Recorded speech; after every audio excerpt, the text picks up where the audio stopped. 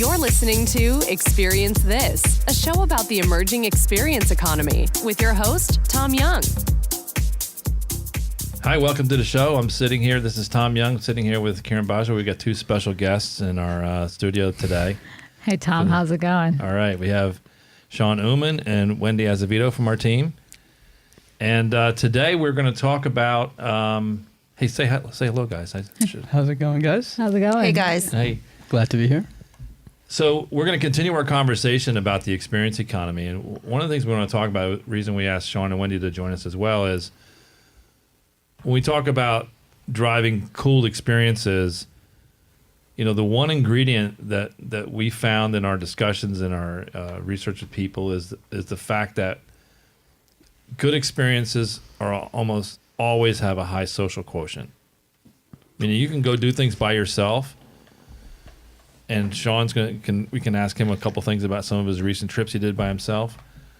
But I think even when you deconstruct that a little bit, they're highly social. Yeah.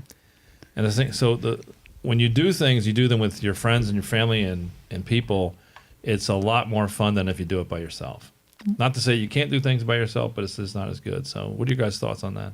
Well, you were just witnessing the madness that took place about an hour ago. Shawn and I were frantically trying to get tickets for the Sundance Movie Festival, which is coming up this weekend. And at noon today, they released tickets. So it was almost the equivalent of trying to get Yeezys. Yep. I said it right. Yeah. So I had to just hit the refresh button. So even the journey of getting tickets with a group of friends is way more fun, even though we didn't get tickets to all the movies we wanted to go to. Right. It was a lot more enjoyable than if I had to sit there and do that by myself. So you guys have you two of you are going to Sundance you're leaving Thursday, right? Yeah, we head out Thursday evening. And how many are in the entourage?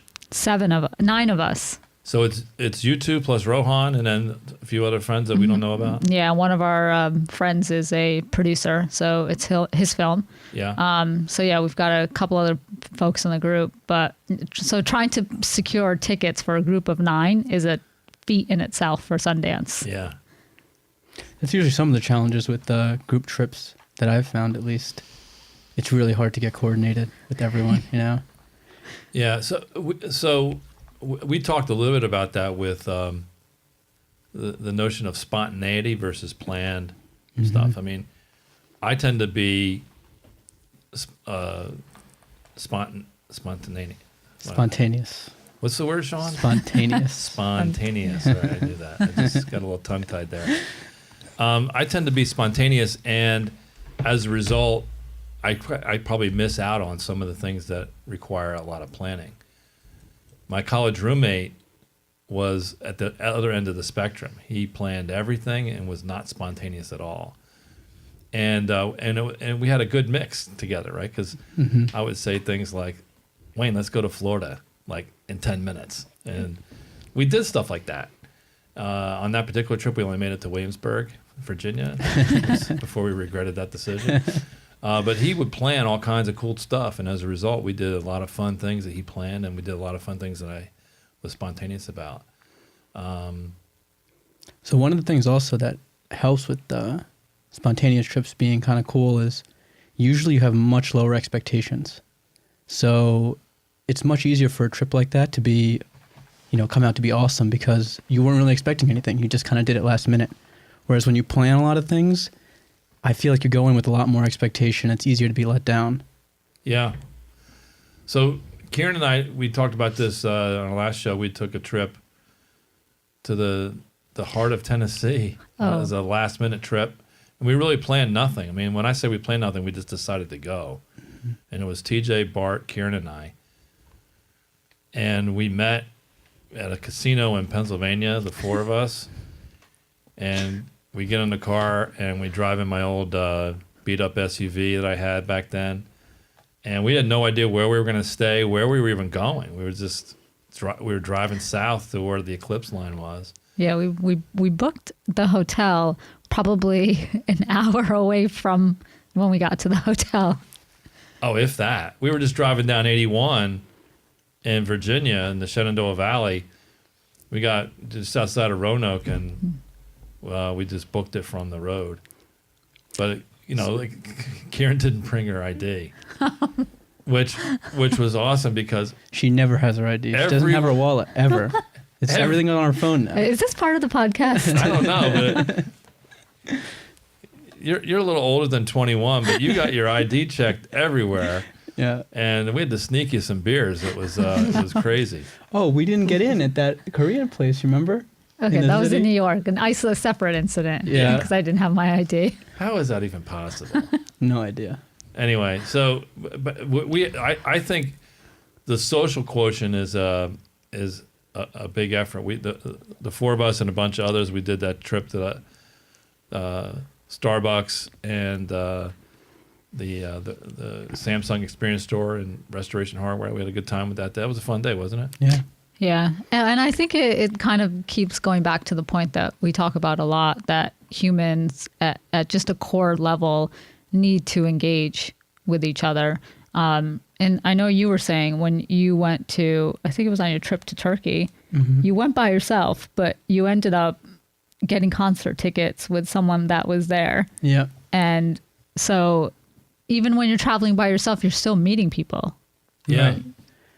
So there's also maybe something that helps with that spontaneity thing or makes the trip by yourself kind of cool is it's all a surprise.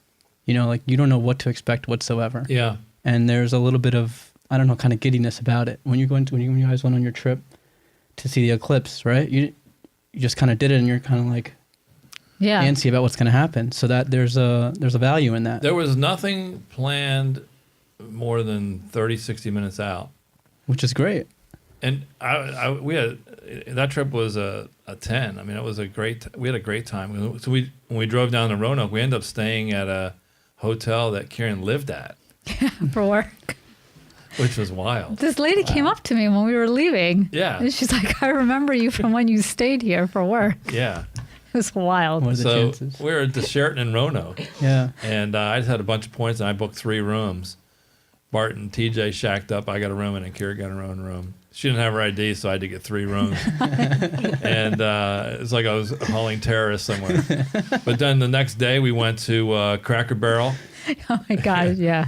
And I don't think Karen saw so much bacon. I think I saw a lot of things I've never seen. Bacon and rednecks and coffee at McDonald's. That was the best was there was a massive traffic jam on the way out. on the way out, and we were trying to figure out what was going on. You would have thought that there was a horrific accident that had taken place, or God knows what, but there was actually.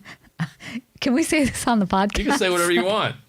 There was a house on the side of the highway that was basically had. It was a warehouse. It was a warehouse that had all this paraphernalia of. It was basically pro-Trump paraphernalia, and it was Jesus and Trump, and they were selling lots and lots of ammo and guns. Guns. And Okay. I was like, where are we? And how much further till Manhattan? We must have been on another planet. But the traffic was so bad getting out of the eclipse. Like when we went down to the eclipse, we didn't know. We had the we had the map from NASA, and so we were using it to decide where to go. We wanted to get right directly under the center line, and so we weren't sure where the clouds are going to be, and people book way in advance, like they planned the trip. Not supposed to spot. They went to Nashville and it was cloudy; you couldn't see anything. So we were looking at the cloud cover. We could have gone to Charlotte. We ended up in this town called Spring City, Tennessee, which was not a very, very small town in Tennessee. But when we got in there, we ended up at this hippie encampment at some park, and it was a lot of people there, but it was a perfect place to see it. Yeah, it was really nice. But so people got there, they trickle in over the weekend, and then they all leave at the same time. Right. Because as soon as it's over, it's like, all right, it's yeah. over. Let's get out of here. And that's the traffic jam was so bad we couldn't get back. So on the way back, spontaneously Oh yeah, I forgot about that. I think we stopped at we stopped at I think it was a Radisson on the way back. That's right. We stayed in the hotel another night. Yeah, I forgot about that because it got so late. Oh yeah, murders were definitely committed at this. I don't know. It was one of those hotels where if you're going to dump a body, it was probably dumped. But the next day we drove and we stopped at the caverns, the Luray Caverns. Yeah, that was awesome. Did a client call and then we took a tour of the caverns. It was great. And then we drove and stopped at Hershey, Pennsylvania and went on a brewery tour. Yeah, Trogs Brewery. Yeah, it was a lot of fun. But you're right, Shawn. I think I never really thought of it as one of the key ingredients of spontaneity is lowered expectations. Yep. And almost no expectations. Almost none, yeah. And almost usually it's the other way around. You have a little bit of fear that things could just be really bad. But almost always they never are. You know, like it's rare that you just have a terrible experience when you just go on vacation by yourself and things for whatever reason usually fall into place. So what we did last week, we ended up at Eataly, right? Yeah. We did that trip. What were we doing that day? I forget. It was you guys had the conference in the morning, the NRF conference. Oh yeah. And then after that, we all met up and decided there was another stop on the experience tour. Oh yeah. So we ended up at Eataly, all of us. Now, Wendy, did you enjoy Eataly? I did. It was what did you like about it? I liked there was a shopping experience along with a restaurant experience kind of combined into one. So it wasn't just like you're sitting at a table of four. You felt there was more going on, more to look at, more to observe, more interactive in that different olives, for instance, that I haven't seen or can't see all the time. You can try them, look, buy them. Yeah. And I just thought it was... That was a fun day. Yeah. It's good because if you've got a group of people, you're not really bound to just sit there and forced to have a conversation, which is also nice. Right. But you can get up, take a walk, come back to the table, go check something out, talk about it. Right. Yes, absolutely. And it seems like that model is being used at malls in New Jersey, like the Short Hills Mall. Mm-hmm. Has a cafeteria-like experience, maybe not of a marketplace, but where it's an open space, there's tables, and they've combined different little restaurants all in one kind of sort of marketplace grouping, almost cafeteria style, and it seemed pretty packed.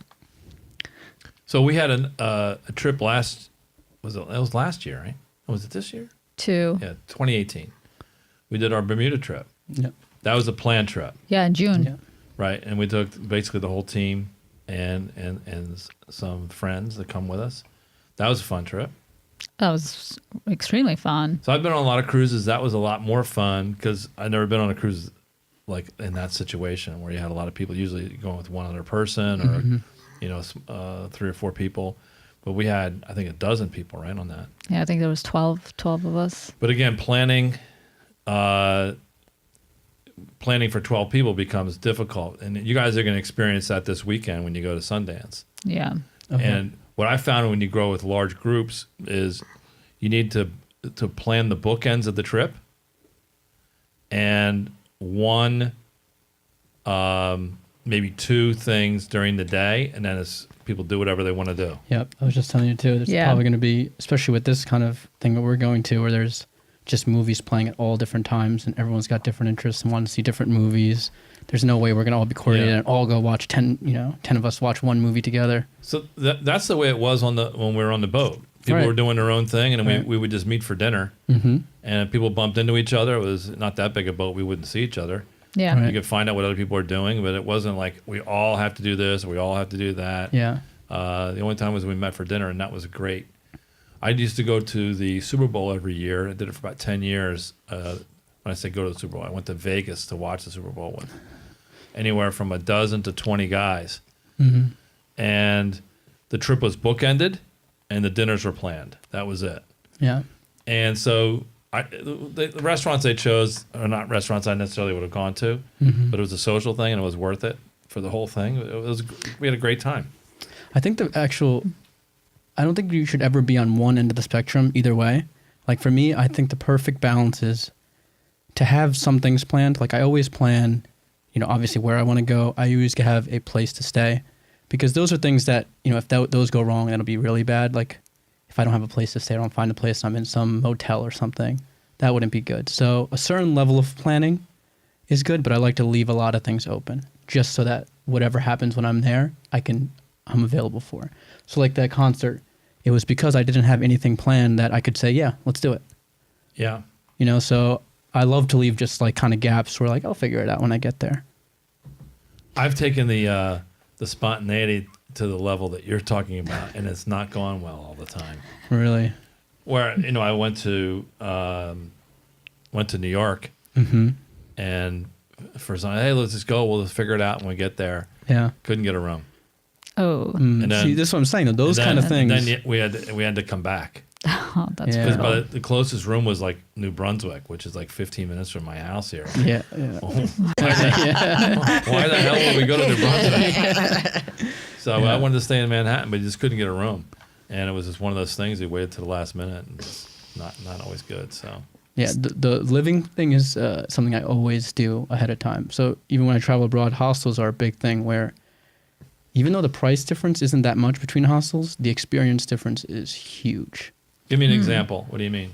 So the best hostel I've ever stayed at, and this has gotten ranked as #1 in the world for many, many years. And it is my favorite hostel by far. I've probably gone there 5 times already in Portugal, Lisbon. It's called Home Lisbon Hostel.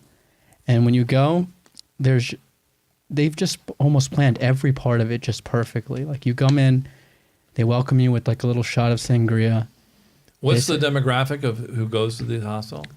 So it's actually funny you mentioned that. This hostel, when I first went, was mostly kids my age. Yeah. And they've started raising the price a little bit. And now it attracts a little bit of an older group. So the last time I went, I was probably the youngest one there. So it's 25 to 40? 25 to 45. There was a 55-year-old. Yeah. So there's a couple, people of all And sorts of ages. So Portugal is your favorite? So this specific hostel was my favorite. And there's a couple of reasons. There's one, so every night they have a dinner. And there's the owner's grandmother. She cooks the dinner. Authentic Portuguese, 3-course meal. It's €10. And we all sit at this long thing. Imagine a beer garden table. Yeah. So we all sit there during dinner time, and they're serving the food, and it comes with that €10 comes with unlimited beer, wine, sangria. So we're all just sitting there, and this was the first hostel actually I stayed at. So I remember sitting there the first night, and it was just all sorts of like kids from all over the world sitting right next to me. We're all just getting drunk, eating this awesome Portuguese food, all connecting, and just chatting away for a few hours. And then as soon as this is all done, they have a pub crawl set up so we can just go exploring around Lisbon. So we're all just finished eating up, and we're like, let's all go out and hang out. And I couldn't tell you how many lifelong friends I've made there. Wow. Cool. And that is very, very different from another hostel where you're just check in, go to your room, In a do place your own that, thing. place to keep your bag. Right. And this was, when I first went there, this was €25 a night. And what is it now? Now it's maybe 38. That's- It's still nothing, but in the hostel world, that's a lot. yeah. And when was the last time you were there? In July, Yeah. And you going back this year? probably. There you go. Look at you. Going to Sundance and Portugal. I know. Portugal. Holy He's cow. living it up. That's But they mastered the experience. Like the experience there is unbeatable. Now, Wendy, I'm guessing you're not a hostel aficionado. Don't mention the movie. Don't say No. anything about the movie. No. But what's interesting about what he's saying is I think it's a cultural thing as well. Yeah. Having married someone that's Portuguese, his sisters and his family early on were that kind of every Sunday. Italian culture is similar, would do things like that. So I think it's pretty cool that they've incorporated that. 100%. It does make an experience, especially for someone traveling alone or in small groups, they may not have dinner like that every night, but it's good, both ways, financially and socially. And yeah, I think that'd be a lot of fun.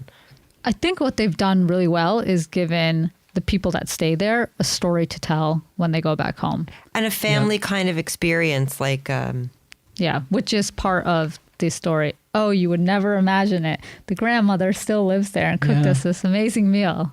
Yeah. It's beautiful. Yeah. Storytelling at its finest. Yeah. And so, Shawn, have you done hostels in other countries like Ireland or anything like that? Of course, I've done maybe. Have you stayed at John Gogarty's in Dublin? I did not stay there. I've gone there. Yeah. But I've stayed in a couple other ones around Dublin. And actually, it's unfortunate because Dublin has such an awesome scene, but they have probably the worst hostels. Why is Ireland in that? general. They're very unsocial. Yeah. They don't have They're these utilitarian. yeah, exactly. They're just hotel rooms, Yeah. but dorm like. So a lot of people would be intimidated by what you describe in the Portuguese hostel. Like, am I going to like it? Am I going to feel want it? So it's, but when you get past that, it's a great Exactly. experience, Exactly. right? So you got to, so this is one of the things we want to tell people again, you know, this show we're talking about, the essential ingredient in having great experiences is a social component and driving that. And part of that is you need to break your what's maybe comfortable to you and Yes. try new things. This is And definitely then- getting out of your boundaries. Right, getting Yeah. a little bit out of your boundaries socially and doing that. Mm-hmm. I remember I took I was probably about your age. I was in my late 20s. And I went with a couple of buddies to Europe. Mm-hmm. We went to a couple of cities in Germany and Austria. And one of the guys I was with, he had family from Berlin. And we visited his grandfather outside of Berlin, who was in World War II. And he only spoke German. And I spoke a little bit of German. My friend spoke fluent. He translated a lot for us. But we spent an afternoon with him at his house that he lived in since World War II. And we had, you know, he had cold cuts for us and a case of beer.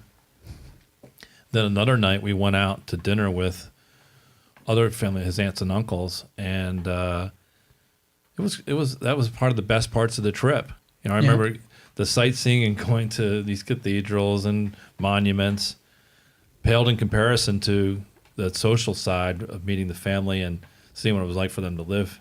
And what's interesting, excuse me, when they came back here to New Jersey, they reached out to us and we took them out to dinner here in the U.S. And it created that sort of, I wouldn't call them lifelong friends, but acquaintances who we had a continuing engaging social interaction beyond that one event.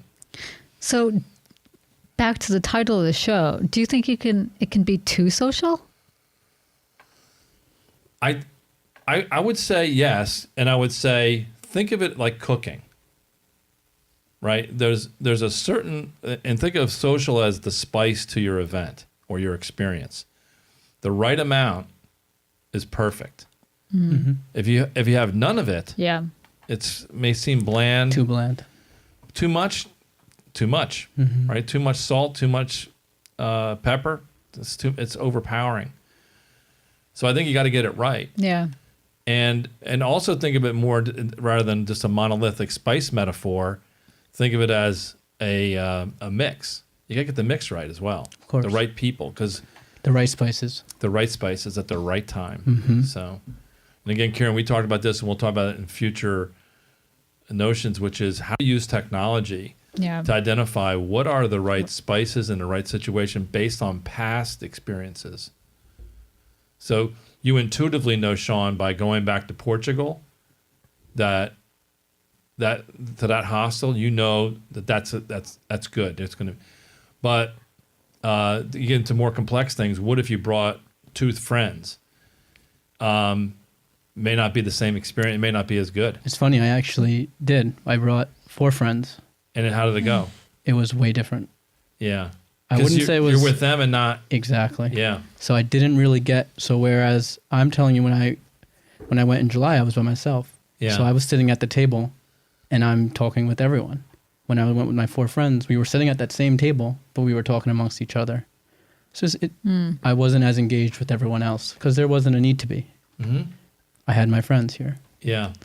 It diluted it from being a bit totally immersive for you. Exactly. Which is why I like to go there by myself. Yeah. So we try to do team events as often as we can to create a social component with our team. Right. And we got one coming up. I think, Wendy, I talked to Jack about it. We do we'll do like a night at Cafe Picasso. Oh, yeah. Somerville. We'll do it after work one day. We'll just go there. It's a BYOB. Bring some wine, and it's a great place. You guys have been there before, right? Yeah. No. You never been to Cafe Picasso? No. It's very good. Yeah. It's a local joint here in Somerville. I'm a couple months ahead of you, by the way. What do you mean? I think we should all stay at like one of the bed and breakfasts in Spring Lake Okay. in May. All right. I was thinking, Wendy, where's your spontaneity? You're planning something. I'm dreaming about warm weather. But I think that'd be fun. Yeah. Yeah. So anyway, my encouragement, because we're near the end of the time slot here, my encouragement to people is to really give social some thought in the same way you think about spices and cooking. You got to think about, how do I use the right amount of social at the right time to make the experiences that you have better, deeper, more lasting. And anybody have any parting comments on that? Nothing. I think a big part is also stepping out of your boundaries Yeah. and comfort zone. Yeah, try new things. Trying new things, yeah. So look forward to hearing about next week when you guys get back on the Sundance experience. Yeah. That should course. be good. Yep. Thanks. Well, thanks everybody. Thanks. Thank you. Bye-bye. Hey, this is Karen Bajwa. Thanks for checking out the show today. If you like what you heard, head on over to our website, rumjog.com. If you happen to be in the New York or New Jersey area, come check out our meetup called Digital Disruption. We cover topics like you heard today with a live audience. Lastly, don't forget to follow us on social media using the handle @Rumjog. Talk to you soon.